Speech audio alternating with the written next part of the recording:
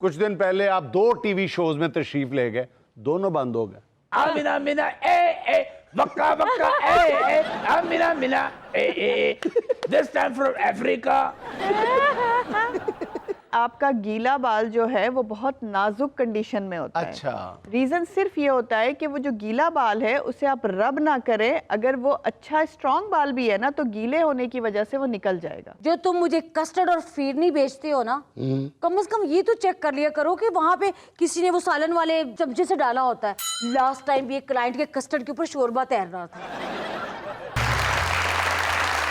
बिस्मिल्लाहिर्रहमानिर्रहीम। अस्सलाम वालेकुम ख़वातीन और हज़रात, मैं हूँ आपका जुनैद सलीम और आप देख रहे हैं देशबुक जुनैद के साथ। शो में मेरा साथ देने के लिए मौजूद हैं दुनिया मिमिक्री का खूबसूरत तरीन, मोतबर तरीन, सबसे बड़ा नाम वहीद ख़ान लाला, हमारी को होस्ट सुहाना सियाल।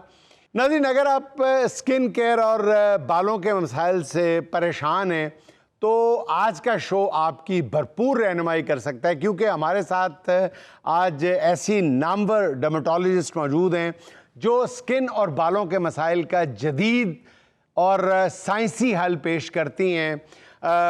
डर्मेटोलॉजी की दुनिया का बहुत ही मोतबर नाम डॉक्टर कंवल जवाद।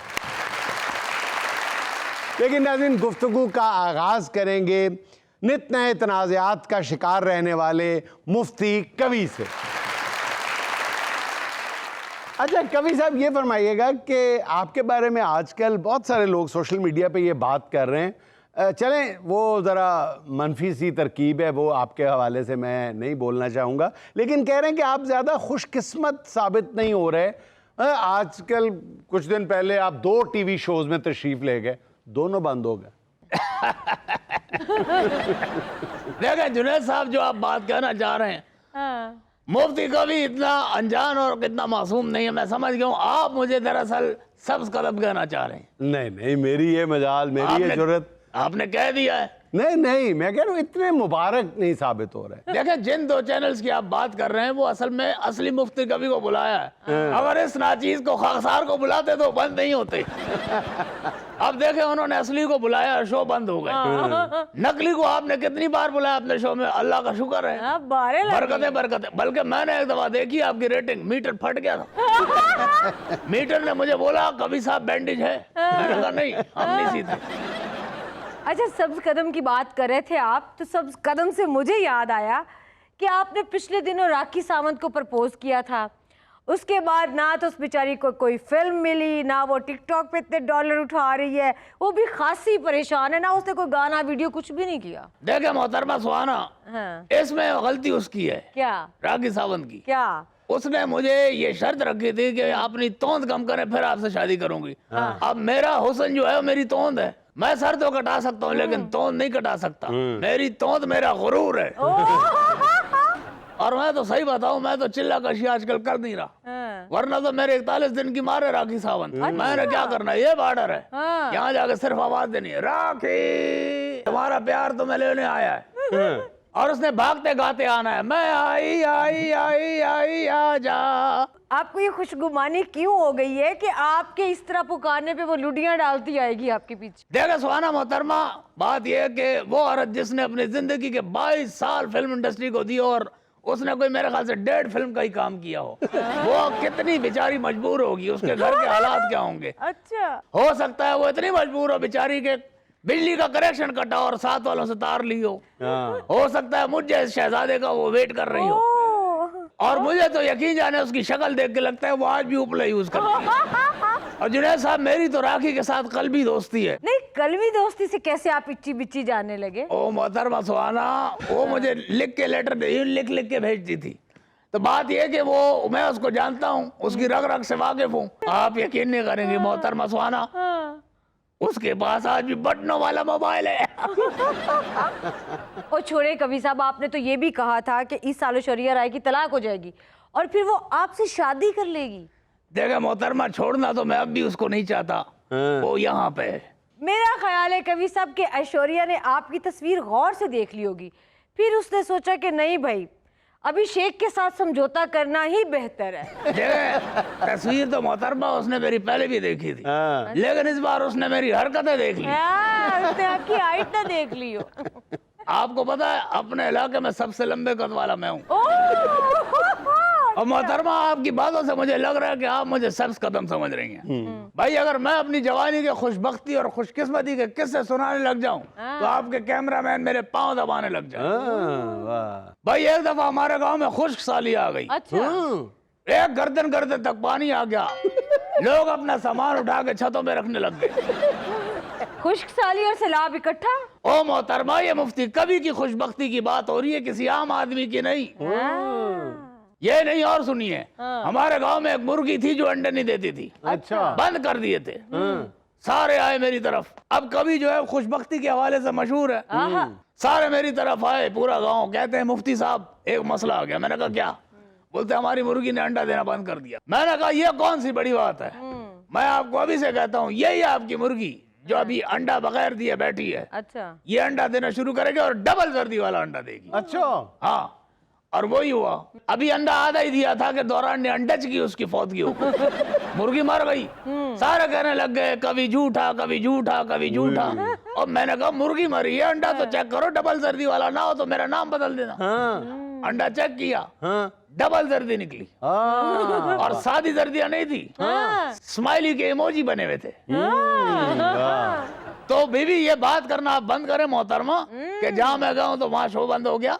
ठीक है, मेरा तो आगे इरादा कपिल शर्मा शो जाने का भी है। फिर अब मुझे तो कपिल शर्मा ने भी बुलाया हुआ है। अच्छा। मैं वहां जाऊंगा, वो बंद हो जाए तो क्या वो मुझ पे इल्जाम देंगे? बातें बहुत करते हैं लोग, अमल नहीं करते। अच्छा जुनैद साहब, एक सवाल मुझे बड़ा हॉन्ट करता रहता है। मेरी जिंदगी में खलासा है। क्या? मुझे एक पछतावा रहता है कि यार सारी शादियां मैंने पाकिस्तान में की। मैं अब चाहता हूँ कि इंटरनेशनली जाके ये काम करूँ। लाइक जैसे अब फीफा वर्ल्ड कप है, उसमें मैं देखता हूँ ये ब्राजील की, अर्जेंटीना की इतनी खवातीन अच्छी अच्छी होती हैं। तो उन अर्जेंटीनियों की टीनियों ने बेचारियों ने क्या जुर्म किया है कि वो बेचारी सारी जिंदगी वो बेचारियां कभी जैसे हीरे को तरसती रहे? नहीं। क्या आप लोग नहीं चाहते मैं फीफा वर्ल्ड कप में जाके बैठा हूं और मेरे आसपास हसीनाओं का झुरमट हो और मैं इंसानियत की खिदमत करूं, पाकिस्तान का नाम रोशन करूं? आप हंस रही हैं इस बात पे। असल में मसला ये घर की मुर्गी दाल बराबर। और मैं जुनैद साहब आपसे पूछना चाहता हूँ, बताएं मुझे इस बात का जवाब दें कि शकीरा ने अब तक शादी क्यों नहीं की? क्यों नहीं कर रही? कहाँ ले जाएगी इतनी सारी दौलत? क्या सारी जिंदगी उसके मासूम छोटे छोटे बच्चे शफकत कविदरी के लिए तरसते रहेंगे? मेरा मतलब शफकत पिदरी के लिए तरसते रहेंगे? शादी कौन करेगा? कौन उन बच्चों का पुरसाने हाल? उनका मुस्तकबिल तो डार्क है। आखिर कब तक शकीरा अपने बाल खोल के रोदालियों की तरह वक्का वक्का करती रहेगी? आखिर दुनिया में उसका वक्का कब आएगा? उसको इतना बड़ा वक्का नजर नहीं आ रहा। और मैं सही बताऊं शकीरा, मुझे थोड़ी सी ब्राजीलियन भी आती है। आमिना मिना ए वक्का वक्का ए आमिना मिना ए दिस टाइम फ्रॉम अफ्रीका। और जुनैद साहब आपके शो में एक और इंकिशाफ करता चलूं। क्या? आपको पता चले कि आपके शो में कौन आया है। आप बिला वजह ये सब्ज कदम फला आप ताने मत मारा कीजिए मोहतरमा। क्या बताने लगे थे? ब्राजीलियन में वक्का वक्का का मतलब क्या होता है? क्या? कभी कभी। दुनिया में लेनी एक छोटी सी कमर्शियल ब्रेक, हमारे साथ रहिएगा।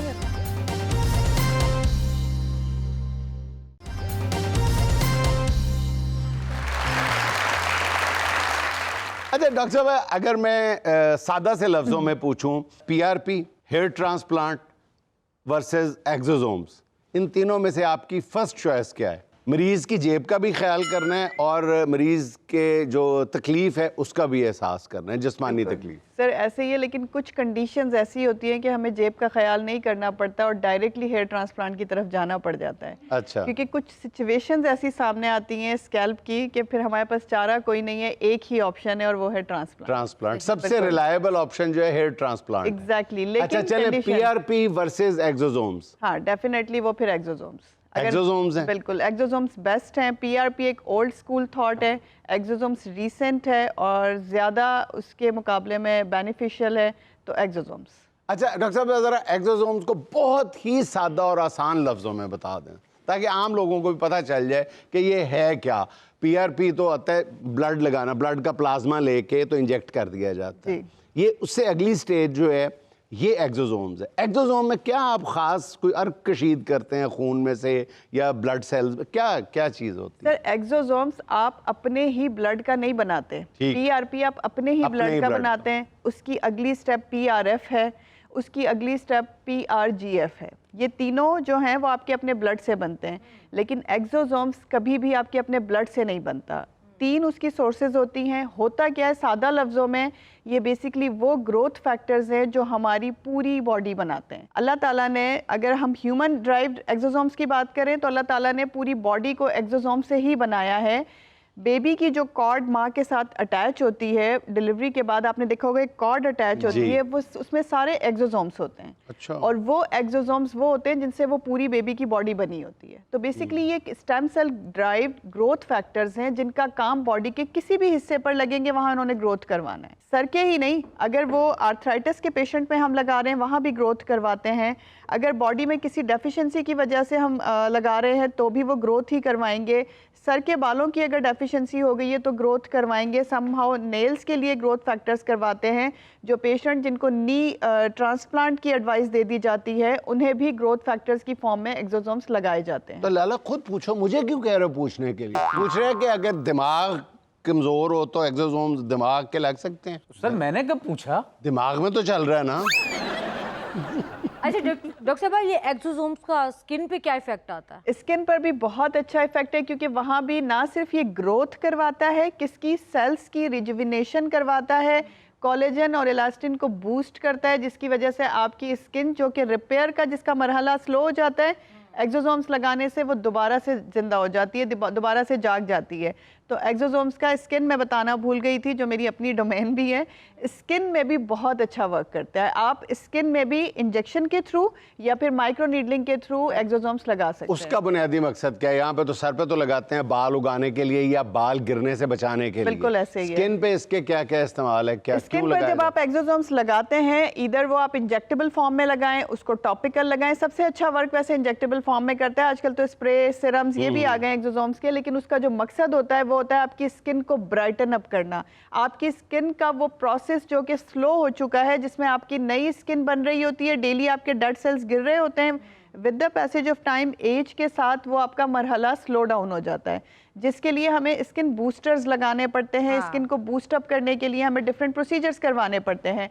एक्सोसोम एक ऐसा प्रोसीजर है जिसके सिंगल प्रोसीजर से आपकी स्किन दोबारा से रिपेयर को स्टार्ट कर देती है। अच्छा डॉक्टर साहब, अगर हम एक्सोसोम्स को टैबलेट्स के जरिए लेते हैं या स्प्रे के जरिए लेते हैं तो आप क्या कहती हैं कि ये इफेक्टिव होते हैं या आप इसको टोटली रिजेक्ट करती हैं? देखिए, होता ये है कि जो ये ओरल फॉर्म में तो बेसिकली हम देते ही नहीं exosomes, to be very honest. इसकी तो और बहुत सारी सोर्सेज हैं। हम एक्सोसोम के अलावा मेडिसिन देते हैं। हाँ, स्प्रे फॉर्म में, लोशन, क्रीम्स फॉर्म में लगाने से अगर आपको इंजेक्टेबल फॉर्म में 80% फ़र्क आ रहा है, तो ये जो आप दूसरी फॉर्मुलेशंस हैं जिनमें सिरम, क्रीम्स और इस तरह की चीज़ें हैं, आप ये सोच लें कि उसमें आपको 35 से 40% फ़र्क आएगा। तो आप 50% अपना रिजल्ट इन्हेंस कर सकती हैं विद द इंजेक्टेबल एक्सोसोम। अच्छा डॉक्टर साहब, अब मेरी बेबी लुक कैसे बन सकती है? गायब हो जाओगे।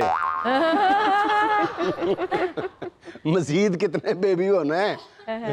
डॉक्टर साहब अब FIR हो जानी है।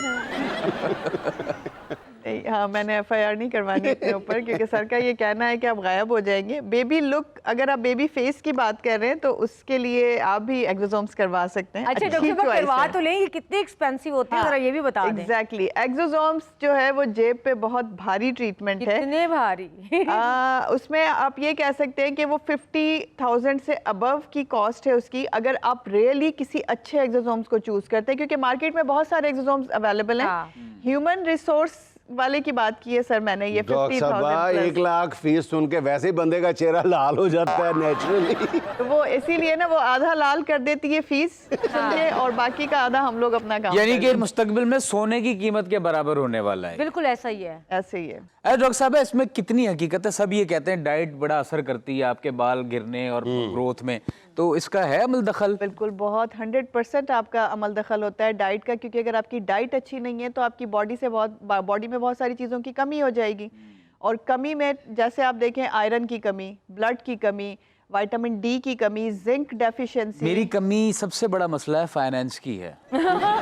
इसका हल बताएं। उसके बाद तो फिर बाल नहीं बचते। अच्छा डॉक्टर साहब, ये बाज लोग कहते हैं कि जी बहुत ज़्यादा आप तौलिए से रगड़ के खुश ना करें बाल, और मैं ये कहता हूँ कि जो बाल तौलिए की रगड़ से आप बचा रहे हैं, उसने अगर आज नहीं गिरना, आज उसको बचा लेंगे तो कल उसने गिर जाना है। वो कमज़ोर हो चुका है, बाल अपनी जड़ छोड़ चुका है, फॉलिकल छोड़ चुका है, लूज हो चुकी है उसकी ग्रिप, तो उससे कितना कम बचा पाएंगे सर्दियों को गर्मियों को सर्दियों से। जिस बाल ने गिरने का फैसला कर लिया है, जैसे किसी की नजरों से गिरने का बंदा फैसला कर लिया अपनी कोई हरकत करके, तो जिस बाल ने गिरना है उसने गिरना ही गिरना है। नहीं सर, तौलिए वाला जो कॉन्सेप्ट है ना वो थोड़ा सा ख़राब है। इस तरह से ये गलत कॉन्सेप्ट है कि वो बाल वीक है इसलिए तौलिए में आ रहा है।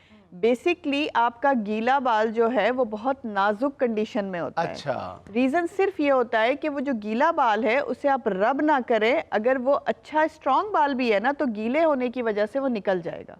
अच्छा, तो थोड़ा सा, इसीलिए हम हमेशा कहते हैं कि बालों को फौरन नहाने के बाद आप ब्रश ना करें। अच्छा, थोड़ा गैप देना चाहिए। जब वो थोड़े नीम गीले जिसे हम कहते हैं वो हो जाए, फिर आप अपने बालों को स्लोली ब्रश करें। और ब्रश करने का भी तरीका ये होता है कि वो जो बड़े दानों वाला वो जो कंघा होता है, मोटे दांतों वाला, आप पहले उससे ब्रश करें ताकि आपकी वो जो टिंगलिंग्स हैं वो खत्म हो जाए। अच्छा। जब वो आपकी खत्म हो जाती हैं और तब नहाने के फौरन बाद तौलिया भी रगड़ के रगड़ना नहीं है। तौलिया आपने सॉफ्टली सिर्फ अपने बालों को जिस तरह से आप उसको कवर कर सकते हैं कवर कीजिए। तौलिए से भले कवर करें, रगड़े ना आप उसे कोशिश करके। अगर आपने उसे रगड़ लेना है तो वो जो बाल है आपका वो मैक्सिमम बाल गिरेगा, और अगर उस वक्त नहीं गिरेगा तो ये कंडीशन हो सकती है गीले बालों को रगड़ने से कि वो बाद में गिरेगा ही गिरेगा। तो जो बाल बेगम साहब पकड़ के ऐसे ऐसे करती हैं वो भी उस दिन नहीं गिरेंगे तो अगले दिन गिर जाएंगे। सर उनका भी वो इतना पावर होता है वो उसी दिन गिर जाएगा। यानी डॉक्टर साहब आपका कहने का मकसद ये है कि आज हमें जो गंजा दिखता है, माजी में उसने सर रगड़ा होगा, माजी में उसने सर रगड़वाया होगा, और या फिर उसके पास उसकी बैंक बैलेंस बहुत ज्यादा होगा। अभी आपने फाइनेंस की बात की थी ना, तो दो कंडीशंस होती हैं। फाइनेंस का ना होना भी गंजा कर देता है, और ज्यादा फाइनेंस का होना भी गंजा कर देता है। अच्छा जी, सुहाना का सवाल 4 ऑप्शंस के साथ जवाब होगा। 1, खूबसूरत जिल्द के लिए क्या लगा के सोना चाहिए? नाइट सॉफ्टनर्स, अर्के गुलाब, लोगों को चूना, एसी वाले कमरे की कुंडी। बिल्कुल, जो मौजूदा सूरत हाल है ना उसमें एसी वाले कमरे की कुंडी ज़्यादा बेहतर है। बिकॉज अगर लाइट चली जाती है तो आपका जो चेहरे का ग्लो है ना वो बहुत ज़्यादा ख़राब हो जाता है। बेहतर है एसी वाले कमरे की कुंडी लगाएं, क्योंकि अगर लाइट चली भी जाएगी तो कूलिंग ज़्यादा देर तक रहेगी और आपका फेस जो है वो फ्रेश रहेगा। डॉक्टर साहब खुदा का नाम लें, वापडा वालों को पता चल गया ना, उन्होंने अगले महीने बिजली के बिल में ग्लो सरचार्ज डाल के भेज देना। कैंसिल ये ऑप्शन ही कैंसिल करते हैं आप। इतने बिल्स हम भर रहे हैं, मेरी तरफ से ये ऑप्शन कैंसिल है। आप इसमें से कोई भी रख लें लेकिन ये कैंसिल कर दें। अच्छा डॉक्टर साहब, मेरा एक प्रॉब्लम है, सर्दी हो या गर्मी हो, मेरे नाक पे ना हमेशा ऑयल रहता है। तो डॉक्टर साहब से इलाज पूछ रहे हो तुम? जी। इलाज ना पूछो, अपने आप को अमेरिका या ट्रंप से बचा के रखो, वरना तुम्हारे चेहरे पे जंग छिड़ जाएगी।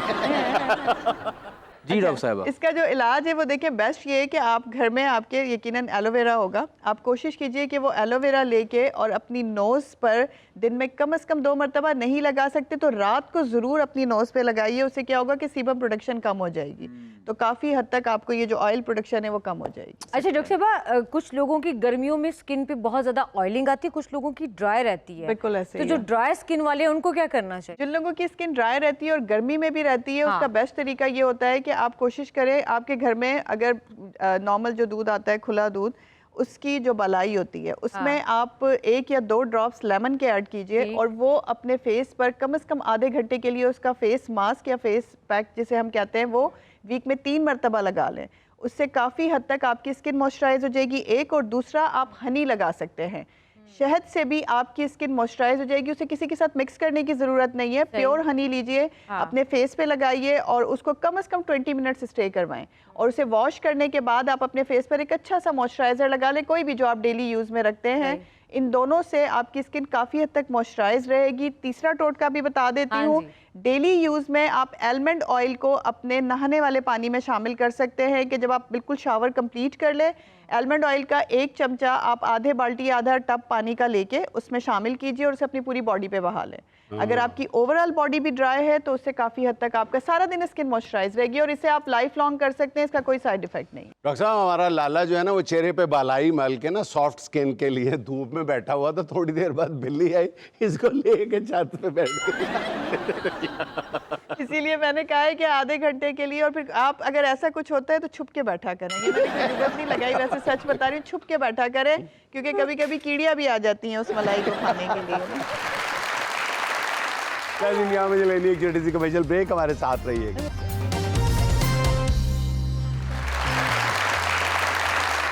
अच्छा सर, बदतहजीबियों में सबसे पहले मैं एक बदतहजीबी का जिक्र करना चाहूँगी जो मैंने बहुत नोट की है। वो ये है कि जब कभी आप मार्केट में जाते हैं तो जो सेल्समैन हैं या दुकानदार हैं वो ग्राहक को उसके लिबास से लाइक उसकी माली हालत का अंदाजा लगाते हैं।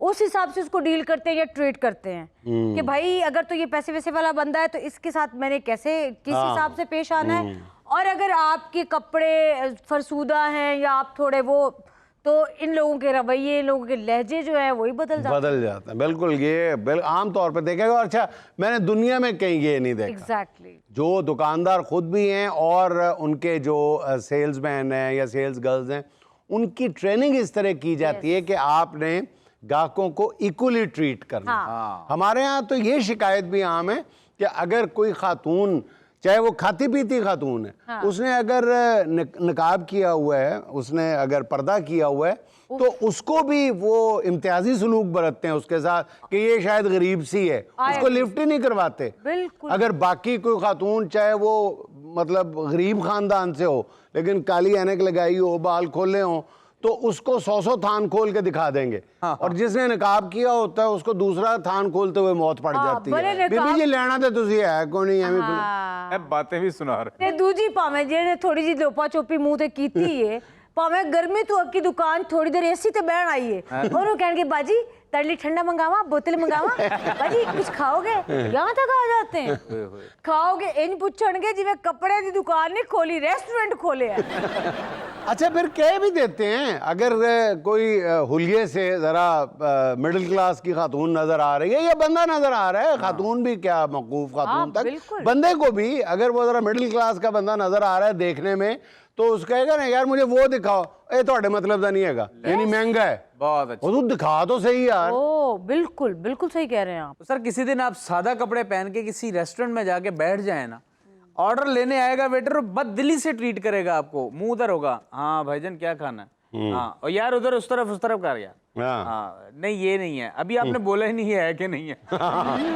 और अगर आप उसको कह देना यार चाप फ्राई है, तो यूं मुंह बनाना शुरू कर देगा, यार देख लें 1.5 घंटा लग जाएगा, क्योंकि उसको टिप की उम्मीद नहीं होती। अच्छा लाला, तुम मुझे तो कह रहे हो कि सादा कपड़े पहन के जाऊं, हाँ। तुम किसी दिन बन ठन के किसी रेस्टोरेंट में जाना, वो किसी की चांप फ्राई उठा के तुम्हारे सामने ला के रख देगा। अच्छा वैसे ना हमारा ये माशरती अलमिया भी है कि हम जाहिरी हालत देख के लोगों को ट्रीट करते हैं, डील करते हैं। हाँ। आप तो दुकानदारों की बात कर रहे हैं। एक पाकिस्तान का बहुत मशहूर और मारूफ ENT स्पेशलिस्ट बड़े फख्र से बता रहा है कि जेल रोड पे उसका 6-7वें फ्लोर पे उसका क्लिनिक है। अच्छा। कहता है मेरा जो पेशेंट आता है ना, मैं खिड़की खोल के नीचे देख लेता हूँ कि उसकी गाड़ी कैसी है, गाड़ी का मॉडल कौन सा है, उसके मुताबिक फी चार्ज करता हूँ।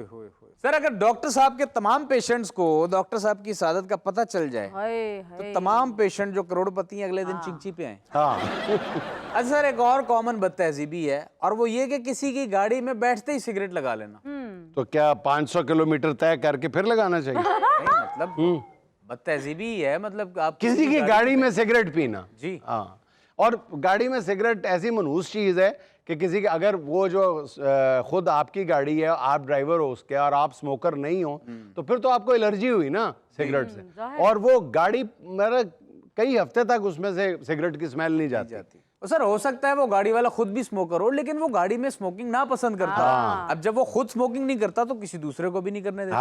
अच्छा सर, कुछ लोग ऐसे होते हैं कि उनको आप मना भी कर देना कि भाई प्लीज आप गाड़ी में स्मोकिंग ना करो, तो वो माइंड कर जाते हैं, ताने मारना शुरू कर देते हैं। अच्छा आप तुम्हारी गाड़ी में बैठ के आ गए हैं, अब सिगरेट भी नहीं पी सकते, ठीक है ये। ओह, बाज ड्राइवर ऐसा ऐसा ताना देते हैं, बिल्कुल सच्चा वाक़या है तारीख़ इंसानी का, कि हमारे साथी है ना बिलाल भाई, वो किसी की नई सिविक में बैठ के अगली सीट पे टांग रख के उन्होंने बैठते ही सिगरेट सुलगा लिया। अच्छा। तो जो गाड़ी का मालिक था उसने कहा बिलाल दरवाजा खोलते उतर जा। कहना क्यों? कहना यार होर ते बाकी कोई गल नहीं, लेकिन यकीन कर तेरे सिगरेट लाने की वजह नाल ना ये रेंटेड गड्डी लगन डई। अच्छा जी, अब चलते हैं खबर की जानिब। खबर भी बड़ी मजेदार किस्म की है। हार्ट अटैक का बहाना बना के बिल अदा किए बगैर फरार होने वाला शख्स गिरफ्तार। लिथुआनिया का 50 साला शहरी रेस्टोरेंट में पुरतायुश खाना खाता और आखिर में दिल का दौरा पड़ने की अदाकारी करता और बिल अदा किए बगैर भाग जाता। बहुत अच्छे। ये फॉर्मूला 20 रेस्टोरेंट में ट्राई कर चुका था। वाह वाह। ये बंदा जितने रेस्टोरेंट्स के साथ ये फ्रॉड कर चुका है, बल्कि त्रौ कर चुका है, इसको किसी रेस्टोरेंट में दिल का असली दौरा पड़े ही पड़े।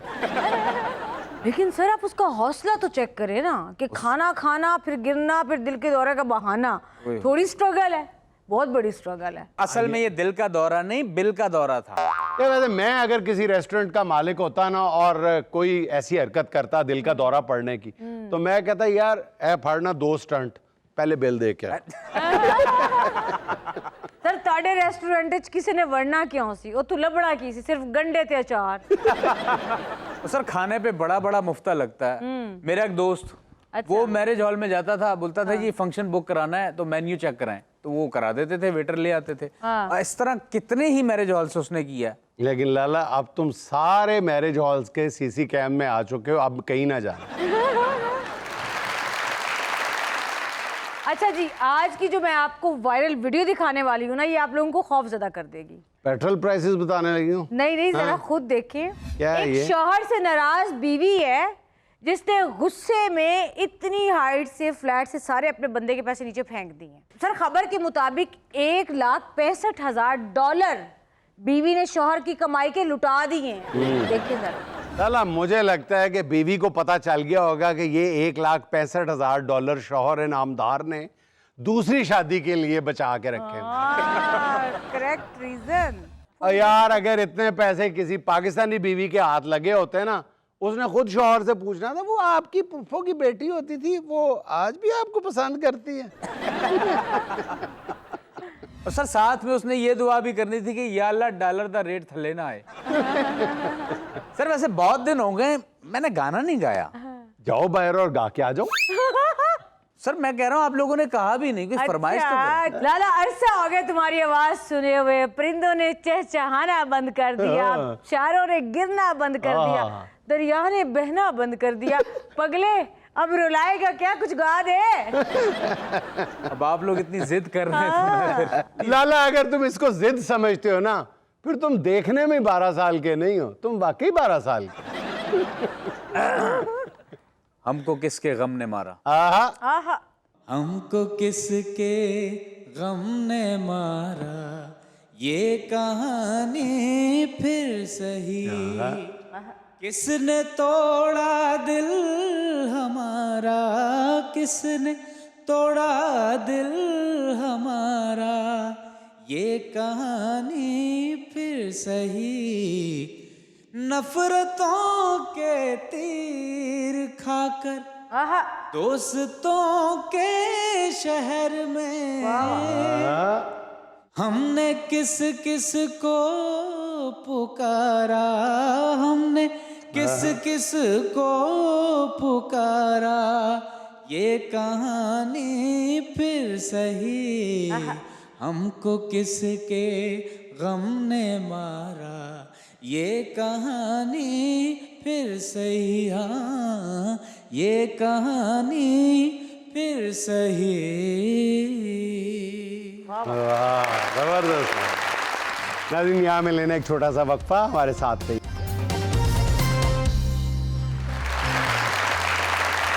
नाज़रीन शादी हाल वाले खाने की आड़ में आवाम को किस तरह चूना लगाते हैं, आइए आपको दिखाते हैं बहुत ही सादा अंदाज में आज के स्किट में। ये एकदम ऑर्डर कैसे चेंज हो गया है? सब कुछ बदल जाता है, बंदा बदल जाता है, बैठे बैठे किसी की जूती बदल जाती है। मेरे क्लाइंट की पार्टी थी, उसने रेशमी कबाब, गोला कबाब, पुलाव, बिरयानी, सारा लिखा है, सारा लिखा है, कोरमा, सारा लिखा है, राइस, सारा लिखा है। तो अब ये कहाँ से? मैं तुझसे पैसे ले लिए हुए हैं। पैसे ले लिए ना। हाँ। अब देखो मेरा इसमें क्या प्रॉब्लम है, इंसिडेंट दुनिया में होते हैं या दुनिया से बाहर होते हैं, किसी और गोला पे होते हैं। कल जो मेरे पास क्लाइंट आया था ना, उनकी शादी थी, उन्होंने यही ऑर्डर दिया था, मैंने इसलिए वही आपको फॉरवर्ड कर दिया। अब आज उन्होंने शाम को कर दिया कैंसिल। अब कैंसिल होने के बाद मेरे पास आगे इनके दादे का चलीसवा, अब ये चलीसवे का खाना है। चल इसमें का खाना खा रहे हैं ये लोग। हाँ खाना बहुत टेस्टी है, 5 स्टार होटल से अच्छा खाना है। कसम से ऐसा शोरबा मैंने पिया ही नहीं कभी। अब मेरा क्लाइंट तो मेरा सर फाड़ देगा, मेरा तो कारोबार तबाह हो जाएगा, और तुम्हारा 1 मिनट में ये ऑर्डर चेंज हो गया है। नहीं तो इसमें मेरा क्या कसूर है भाई, मैं क्या कर सकता हूँ? और किसका कसूर है भला? तो उन्होंने कहा था कि सालन खालन करना तो उन्होंने ये, अब हर जगह लोग चलीसवें का खाना नहीं खाते। वो भी नहीं खाते, लोग दूर दूर से खाने आते हैं। ਤੁਹਾਨੂੰ ਪਤਾ ਨਹੀਂ ਚਲੀਸਵੇਂ ਦੇ ਖਾਣੇ ਕਿੰਨੇ ਮਸ਼ਹੂਰ ਨੇ ਇੱਥੇ ਤੇ ਕਈ ਲੋਕ ਐਸੇ ਵੀ ਨੇ ਕਿ ਜੇ ਜਨਾਜ਼ਾ ਘਰ ਹੀ ਪਿਆ ਹੁੰਦਾ ਇੱਕ ਬੰਦਾ ਆਵਾਜ਼ ਦੇ ਦਿੰਦਾ ਚਲੋ ਯਾਰ ਰੋਟੀ ਤੇ ਖੋਲੋ ਨਾ, ਮਰਨ ਵਾਲਾ ਤੇ ਮਰ ਗਿਆ, ਹੁਣ ਅਸੀਂ ਭੁੱਖੇ ਮਰ ਜਾਈਏ। आपको पता है ना मेरी क्लाइंटेज कैसी है? इतने बड़े बड़े ऑफिस में मेरा खाना जाता है, इतनी बड़ी बड़ी सोसाइटी में जाता है, मुझे किसी और मार्केट से लेके दे दिया करो खाना। और ज्यादा से ज्यादा मैंने बोला था कि मेरा खाना 1 दिन पुराना होना चाहिए, इससे ज्यादा नहीं, और बोटियां तोड़ तोड़ के ना दिया करो। ਇੱਕ ਦਿਨ ਪੁਰਾਣਾ ਖਾਣਾ ਉਹ ਵੇਖਣਾ ਉਹਨਾਂ ਦੇ ਹੌਸਲਾ, 4 ਦਿਨ ਪੁਰਾਣਾ ਖਾ ਰਹੇ ਨੇ। ਹਾਂ ਬੋਟੀ ਟੁੱਟੇ ਨਾ, ਬੋਟੀ ਤੇ ਟੁੱਟਣ ਤੋਂ ਬਗੈਰ ਕਿਸ ਤਰ੍ਹਾਂ ਖਾਧੀ ਜਾਏਗੀ? ਕਦੀ ਕੋਈ ਬੰਦਾ ਵੇਖਿਆ ਜਿਹੜਾ ਪੂਰੀ ਬੋਟੀ ਚੁੱਕ ਕੇ ਤੇ ਨਿਕਲ ਕੇ ਸੀਡੀਆਂ ਨੂੰ ਮੂੰਹ 'ਚ ਲਾ ਦੇਵੇ? ਉਹ ਵੀ ਤੋੜਨੀ ਪੈਂਦੀ ਹੈ। ਲੋਕਾਂ ਨੇ ਐਵੇਂ ਚੌਂਚਲੇ ਬਣਾਏ ਨੇ। ਇਹਦੋਂ ਨਾ ਕੋਫਤਾ ਕਿਵੇਂ ਬਣਦਾ? ਸਭ ਤੋਂ ਪਹਿਲੇ ਬੰਦਾ ਗੋਸ਼ਤ ਕਰਦਾ, ਉਹਦੀ ਬੋਟੀ ਬਣਾਉਂਦਾ, ਬੋਟੀ ਦਾ ਕੀਮਾ ਕਰਦਾ, ਕੀਮੇ ਨੂੰ ਉਸ ਤੋਂ ਬਾਅਦ ਫਿਰ ਜੋੜ ਕੇ ਫਿਰ ਬੋਟੀ ਬਣਾਉਂਦੇ ਨੇ, ਫਿਰ ਖਾਂਦੇ ਨੇ, ਫਿਰ ਉਹਦਾ ਕੀਮਾ ਕਰ ਦਿੰਦੇ ਨੇ। कि तुम्हारी बातों से नहीं मैं सेटिस्फाइड हो सकती। अब मुझे बताओ क्या करोगे इस खाने का? यार माशाल्लाह बुरा खाना भी कितने दिल से खाते हैं। कैसे कैसे? देख जरा, वाह, पहला ऐसा हाजमेदार खाना कि फौरी डकार आ गया। देखो ना, बहुत फ्रेश खाना होगा ना, इसीलिए। फ्रेश जिस तरह खा रही है ना मुर्गी दी दोबारा चीख निकल गई। एक तो हलाल होने लगे हैं तो दूजा हुन खान लगे हैं। अच्छा नसीर, मैंने तुम्हें एक बात बतानी थी। क्या? वो जो तुम मुझे मटन का सालन कह के बेचते हो ना, हाँ। एक क्लाइंट ने पहचान लिया था, कैसे? और उसमें से बड़े गोश्त की बोटियां लेके आ गया था। ये तो कुछ भी नहीं है, इस कौम ਨੂੰ ਪਤਾ ਨਹੀਂ ਲੱਗਦਾ। ਮੈਂ ਤੇ ਇੱਕ ਵਾਰੀ ਪਾਵੇ ਵੇਚੇ ਨੇ ਤੇ ਉਹਨਾਂ ਦੇ ਵਿੱਚੋਂ ਬਤਾਉ ਨਿਕਲ ਆਏ ਨੇ, ਦਰਦੇ ਜੋ ਬੋਟੀਆਂ ਨਿਕਲ ਆਈਆਂ ਨੇ। हर जगह तुम्हारे ये काम नहीं चलते। चल जाते हैं आजकल, चल ही ऐसा रहा है। सदके दा बकरा देने जाओ ना, मुड़ के वही बकरा 10 सारी सदके दा जांदा ही। भाई ये हड्डी आ गई सालन में, मुझे चेंज करके बोटी डाल के दे। एक तो इत्थे थोड़ी पई थल्ले चौके नु तोड़ नु। और नसीर, जो तुम मुझे कस्टर्ड और फिरनी बेचते हो ना, कम से कम ये तो चेक कर लिया करो कि वहां पे किसी ने वो सालन वाले चमचे से डाला होता है। लास्ट टाइम भी एक क्लाइंट के कस्टर्ड के ऊपर शोरबा तैर रहा था। तुम्हारे पास आजकल कोई नहीं वेखदा है क्योंकि तेरी बारे कर पीने वाली गल करदे ने। तुम्हारे पास हर तरह का क्लाइंट हो, तो मेरी जरा एलीट क्लास है यार, क्या हो गया? अच्छा जी, गोश्त आपका बहुत मजेदार था जी। हाँ मजा आया। नहीं मुर्गे का था। जी जी, मुर्गे का भाई मुर्गे की बात कर रहा हूं। पका हुआ इतना लजीज था, मैंने शेफ किधर है, उसके तो हाथ चूमने का दिल कर रहा है। ना चूमना, गन्ने हैं अभी। अच्छा देखो, जो लोग 4-4 दिन पुराना सालन खाते हैं उनकी सेहत चेक करो। अच्छा, ये मुर्गा ना मुझे एथलीट लग रहा था। उसके ना थाइस के मसल बने हुए थे। मैं समझा आप ही जंप करके ताड़ी प्लेट जा रहे थे। अच्छा जी, एक तो इसका बिल बना दें जो हमने खाया है। ये तो 1200 रुपए का है, 600 रुपए पर हेड है। 1200 रुपए तो आप ले रहे हैं, इसके साथ एक गजरेले की भी प्लेट हो जाती तो मजा आ जाता। अगले दिन दादा मरे थे गजरेला दुकान। अच्छा, हमारा फंक्शन भी लिखें सर। जी बताइए, क्या क्या फंक्शन आपका? बर्थडे है, बर्थडे। बर्थडे किसकी है? जी मेरे बेटे की जी। माशाल्लाह, हो गया 20 साल का? हेलो सर, नहीं अभी छोटा है जी, अभी 20 साल का तो मनाते ही नहीं, अब छोटों के मनाना चाहिए। 8 साल का सारा है। 8 यस साल के बेटे की बर्थडे। कितने गेस्ट आ रहे हैं आपके? सर, 150 लोग जी। 150 लोग? जी सर। बच्चा 7 साल का तो बंदा 150। भाई साहब बात सुने, आपने 12 पाउंड का केक बनाना है। मोटू और पतलू की शक्ल का। हाँ पतलू केड़ा जेड़ा अपना टिकटॉक दे बैठदा? नहीं नहीं नहीं सर, सर वो दूसरा पतलू नहीं। कार्टून्स वाला जो। अरे क्या कार्टून कर। वाला Motu Patlu. Okay okay sir, बन जाएगा बन जाएगा। यस। और मटन का कुन्ना देना है हमने जी, कुन्ना चनेउटी हो और बकरा सरगोदे का हो जी। कोई नहीं सर, नाल नाल शहर ने दोवें इकट्ठे कर लांगे। ये तो कमाल है और तुम्हारा। प्लीज वो राजनपुर का नहीं देना, उसका जरा रेशा मोटा होता है। अच्छा जी ठीक है। बात सुने, गोला कबाब लाजमी होने चाहिए बीच जी में। जरूर जरूर। उसके ऊपर आपने ना वो क्या कहते हैं उसको, हाँ चीज़ी करने हैं गोला कबाब। चीजी करने ऊपर ना चीजी रख देनी, छोटी छोटी टाफियां रख देनी। इजी हो और जाएगा। उसके अलावा आपने यखनी पुलाव देना है साथ में। यखनी पुलाव जी। अच्छा, हमारे ना कुछ अजीज आ रहे हैं यूएई से, उनके लिए तलोर और मग जरूर बनाने हैं आपने। मग। और याद रहे देसी घी में। ये देसी घी में बनेगा। याद रहे, देसी घी बाजारी ना हो, घर का हो। दूध को जाग लगा के, दही जमा के, उसको रिड़क के, उसमें से देसी घी निकाल के आप इस्तेमाल बिल्कुल करो। बेफिक्र हो जाएं, बिल्कुल आपको शरीफाना घी मिलेगा। हमारी जो भैंसें हैं ना, 4 दीवारी में रहती हैं, और बाहर अगर कभी हम उनको घास फूस खिलाने के लिए लेकर जाएं या उनका इलाज के लिए जाएं तो अबाया पहनती हैं। आप यकीन करें, आज तक उनके खुर कभी किसी ने नहीं देखे। क्या बात है भाई। हाँ जी, आपका उनका घी होगा। देखना फिर जब आपका बच्चा बड़ा होगा कितना शरीफ निकलेगा। इसका जरा थोड़ा सा खर्चा ज्यादा होगा। कितना? हम बिल्कुल ठीक जगह पर आ गए। देखिए कितना सेटिस्फाइड किया उन्होंने। एक बात और बता दूंगा आपको, वो क्या जी? वो जो घी है ना, वो सीधी उंगली से नहीं निकलेगा, जिसके बारे में कहते हैं ना ये घी टेढ़ी उंगली से निकलेगा, इसमें वो घी आता है। आपके खानदान में किसी की टेढ़ी उंगली है? नहीं जी, मेरे अब्बा नहीं, तो ना 2-3 बंदे दी उंगलियां तोड़ानियां पैण गए, वरना घी नहीं निकलेगा। सर उंगली इंज हो जाती, राड़ पो आए ने सी। भाई ये उंगली आ गया। मेरा ऑर्डर कदों आएगा? ਜਦੋਂ ਕੋਈ ਹੋਰ ਮਰਿਆ। चल ਇਹਦੀ दुआ ਤੇ कर लो, मैं तो मतलब ਇਹਦਾ बिल ਤੇ दे दियो। 1200 रुपया नहीं 1300 रुपया दो उनको। इतना अच्छा खाना खिलाया उन्होंने, इतनी मेजबानी की है। 100 रुपए टिप दे देनी। हाँ अच्छा सर, तीतर कोशिश करनी लाजमी हो। सर जी मैं तो कहना ਸਾਡੇ फंक्शन अगर ਤੁਹਾਨੂੰ ਥੱਲੇ ਬਿਠਾ ਕੇ ਉਹਨਾਂ ਨੇ ਤੀਤਰ ਨਾ ਮਾਰੇ ਤੇ ਫਿਰ ਕਹਿਣਾ। सर मैं चाहता हूँ तीतर और बटेरे शिकार वाले हों, फार्मी ना हो। सर ਅਸੀਂ फंक्शन ਦੇ ਵਿੱਚ ਨਾ ਤਾਰਾਂ ਲਾ ਦੇਾਂਗੇ, ਉੱਤੇ ਬਟੇਰੇ ਲਾ ਦੇਾਂਗੇ, ਨਾਲ ਤੁਹਾਡੇ ਮਹਿਮਾਨਾਂ ਨੂੰ ਗੰਨਾ ਦੇ ਦੇਾਂਗੇ, ਆਪਣਾ शिकार करके आप खाओ। वाह, लाइव शिकार, लाइव खाना, बड़ी बात। भाई ये बात सुने, डेकोरेशन भी आपने ही करनी है बर्थडे की। सारे पीछे से कोको मेलन जो कार्टून है उनके आपने कार्टून लगाने हैं, ब्लू ग्रीन एंड रेड किस्म कलर के आपने लगाने हैं बैलून्स। अच्छा आपके घर में डिसेंट गेस्ट नहीं आ रहे? हाँ क्या हुआ? याद आया मुझे, कोई चीज वो भूलो जो जंपिंग कैसल है ना बच्चों का, वो आपने लाजमी बुकिंग करवानी है उसकी। जी ठीक हो गया। ठीक है, क्योंकि बच्चे की बर्थडे तो ढेर सारे बच्चे माँ बाप का सर क्या खाएंगे, जंपिंग कैसल पे नाचते कूदते रहेंगे। और एक बंदा वो जरूर, वो अपने वो हवा वाला जो यूं कर रहा होता है। फंक्शन हो गया सर आपका बुक? सर ये आपका बिल। Thank you. फंक्शन आपका बुक हो गया सर, उसका अगर एडवांस दे देंगे तो हम आपकी तैयारी करना शुरू कर देंगे। आप ये 50,000 रुपये एडवांस रखें सर। थैंक यू जी। ओके। चलो जी चले। अच्छा होगा इंशाल्लाह। आप जाने से पहले मेरे दादी के लिए दुआ तो करें। ये जो खाना था उनके 40वें के खत्म कहा था। नाज़रीन ये था आज का देशमुख के चलते चलते आज की छोटी सी बात। खौफ और ख्वाहिशात के दरमियान ज़िंदगी गुजारने वाले को मिडिल क्लास कहते हैं। नाज़रीन खुश रहें, खुश रखें। आपसे मुलाकात होगी इंशाल्लाह कल। अल्लाह हाफ़िज़।